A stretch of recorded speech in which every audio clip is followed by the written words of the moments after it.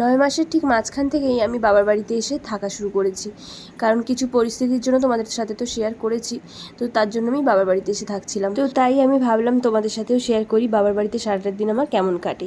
সকালবেলা ঘুম থেকে উঠে সবার প্রথমে ঠাকুরের প্রণাম করে নিলাম। আর শুনেছি হাতের তালু সকালবেলা ঘুম থেকে উঠে দেখলে নাকি দিনটা খুব ভালো যায়। তারপর আমি ঠিক উঠেছিলাম 5:30টার দিকে, কারণ সারাটা রাত খুব একটা ভালো ঘুম হয়নি।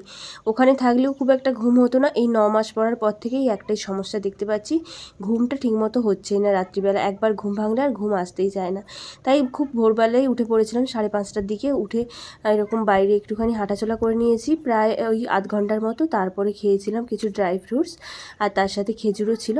আর এখন দেখো মাথায় একটু চুলে তেল লাগিয়ে নিচ্ছি। অনেক দিন হয়েছে চুলের মধ্যে একটু তেল লাগাই না, চুলটা খুব রাফ হয়ে যাচ্ছিলো, তাই ভাবলাম আজকে একটু চুলে তেল লাগিয়ে শ্যাম্পু দেবো। আর এখন এত বড় বড় চুল হয়ে গেছে, মানে এই 1 বছর নাকি কাটতে নেই চুল, তার জন্য আমি চুলটাও কাটিনি। এত বড় বড় চুল হয়ে গেছে, একার পক্ষে আঁচড়ানোই অসম্ভব হয়ে উঠেছে।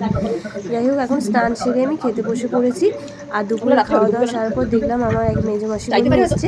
আর মাসিমণি আমার জন্য কত কিছু নিয়ে এসছে দেখো, বিভিন্ন রকমের বিস্কিট, তার সাথে নিয়ে এসেছিল সিঙ্গারা, মিষ্টি, এইসব। যাই হোক, আজকে সন্ধ্যেবেলা টিফিনে খেয়েছিলাম সিঙ্গারা আর মিষ্টি। অনেকদিন পরই আমি এই তেলে ভাজা খেলাম। তো এদিকে দেখো রাতের ডিনারে মা অনেক কিছু বানিয়েছে, যেহেতু জামাই আসবে আজকে আমার সাথে দেখা করতে, তার জন্য এখানে বানিয়েছে দেখো কাঁকরোল আলু ভাজা, লাউর চচ্চড়ি, তার সাথে মোচার চচ্চড়ি, আর রয়েছে ইলিশ মাছের তেল, আর তার সাথে রয়েছে সর্ষে ইলিশ। তো এই দিয়ে রাতে ডিনারটাও সারলাম।